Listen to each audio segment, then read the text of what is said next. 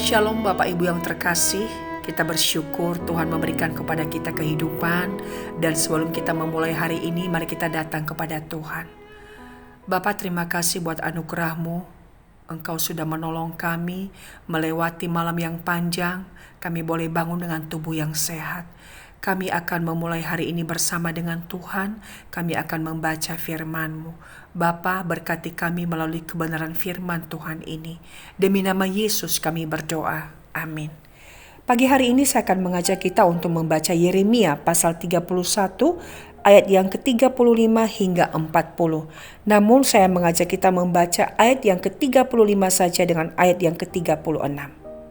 Beginilah firman Tuhan yang memberi matahari untuk menerangi siang, yang menetapkan bulan dan bintang-bintang untuk menerangi malam, yang mengharu biru laut sehingga gelombang-gelombangnya ribut. Tuhan semesta alam namanya. Sesungguhnya seperti ketetapan-ketetapan ini tidak akan beralih dari hadapanku, demikianlah firman Tuhan, demikianlah keturunan Israel juga tidak akan berhenti menjadi bangsa di hadapanku untuk sepanjang waktu. Demikian jauh pembacaan firman Tuhan. Allah memilih bangsa Israel menjadi umat, menjadi harta kesayangannya, menjadi bangsa pilihan bagi Dia. Meskipun ada bangsa-bangsa di sekitarnya, namun Allah menetapkan Israel adalah umat kesayangannya. Saudara, apakah Allah tidak tahu bahwa bangsa ini adalah bangsa yang tegar tengkuk, bangsa yang berbuat kejahatan, bangsa yang memberontak? Apakah kelebihan bangsa Israel dari bangsa sekitarnya? Oh, sama. Namun kita melihat bahwa Allah memilih mereka semata-mata hanya karena kasih karunia dan kemurahan Tuhan belaka. Sebagaimana Tuhan berkata kepada Musa, aku menaruh belas kasihanku kepada siapa aku menaruh belas kasihan, dan aku juga akan memberi kemurahan kepada siapa aku mau bermurah hati. Namun bukan berarti Allah kompromi dengan dosa dan kejahatan Israel. Tidak. Di sepanjang kehidupan Israel, sepanjang sejarah mencatat, ketika mereka memberontak, ketika mereka berbuat kejahatan, Allah pun mendisiplinkan mereka, menghajar mereka, sebagaimana Allah juga menghukum bangsa-bangsa yang lain. Namun ada satu kelebihan kasih karunia Allah kepada Israel, bahwa mereka memiliki jaminan keselamatan, akan hidup yang kekal, dan mereka akan menjadi umat Allah selamanya di hadapan Tuhan. Bahwa perjanjian Allah dan ketetapan itu tidak ada seorang pun yang bisa menggugat atau merebutnya. Demikian juga dengan saudara dan saya. Kita adalah umat pilihan Allah, dan tidak ada seorang pun dan tidak ada sesuatu yang bisa menggugatnya.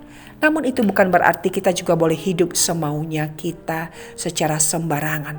Sebagai orang-orang yang hidup di dalam perjanjian Allah dan di dalam ketetapan Allah, kita pun harus melakukan bagian kita. Hidup kudus, hidup suci, hidup sesuai ketetapan Tuhan sebagai murid Kristus yang sejati. Kita juga harus hidup berbeda dengan orang-orang yang tidak percaya kepada Tuhan. Allah menghendaki Israel hidupnya berbeda dengan bangsa-bangsa lain, karena mereka adalah umat Allah yang dikuduskan, yang dipilih Allah untuk menjadi imamat rajani bagi Dia. Demikian juga dengan kita. Allah memilih kita karena kita berbeda, agar kita hidup untuk menyatakan identitas kita sebagai orang umat pilihan Allah. Saudara, kita hidup di dalam dunia yang penuh dengan dosa, yang penuh dengan kejahatan. Ada banyak hal yang menawarkan kepada kita untuk kita kompromi. Namun kita harus tahu, kita telah ditetapkan, dipilih untuk menjadi umat Tuhan, dan tidak ada seorang pun yang bisa menggugatnya. Dan mari kita menjalani hidup ini dengan penuh syukur atas pilihan Allah itu, dengan hidup di dalam ketetapan Tuhan, kehendak Tuhan, menghidupi firman Tuhan hari lepas hari. Apakah ini mudah? Tidak. Tapi Allah memilih kita dan menempatkan kita di dalam dunia ini untuk menyatakan Allah yang benar, Allah yang sejati kepada dunia, kepada orang-orang yang tidak mengenalnya.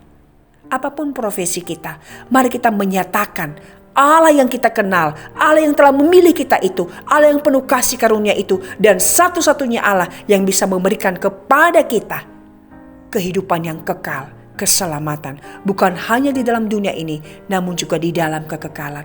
Saudara, mari kita melakukan tugas panggilan kita sebagai umat pilihan Allah, menyatakan perbuatan Allah yang besar bagi orang-orang yang ada di sekitar kita, di mana dunia saat ini sedang mencari pegangan hidup. Dan satu-satunya pegangan hidup yang benar, Allah yang sejati, adalah Allah yang telah menjadi manusia di dalam diri Yesus. Saudara, setiap kita pasti ada punya pergumulan, persoalan, masalah. Atau mungkin kita sedang mengalami sakit penyakit. Tapi sebagai umat pilihan Allah, kiranya kita tetap dimampukan untuk menjalankan panggilan kita.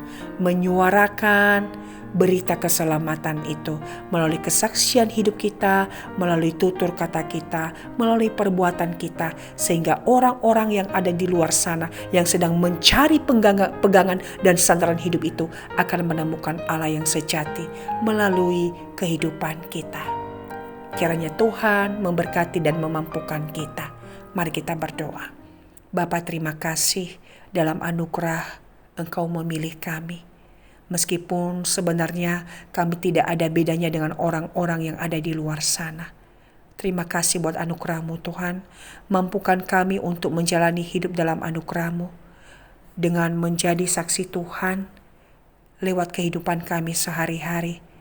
Sehingga orang-orang yang sedang mencari pegangan hidup, sungguh mereka boleh mengenal Allah yang sejati melalui kehidupan kami, melalui kesaksian kami. Bapa, mampukan kami untuk menjadi garam dan terang di tengah-tengah dunia ini. Engkau memilih kami untuk menceritakan perbuatan-Mu yang besar, untuk memperkenalkan Engkau bagi dunia sekitar di mana kami ada. Mampukan kami menjadi saksi Tuhan yang benar dimanapun kami berada. Berkati kami sepanjang hari ini Tuhan.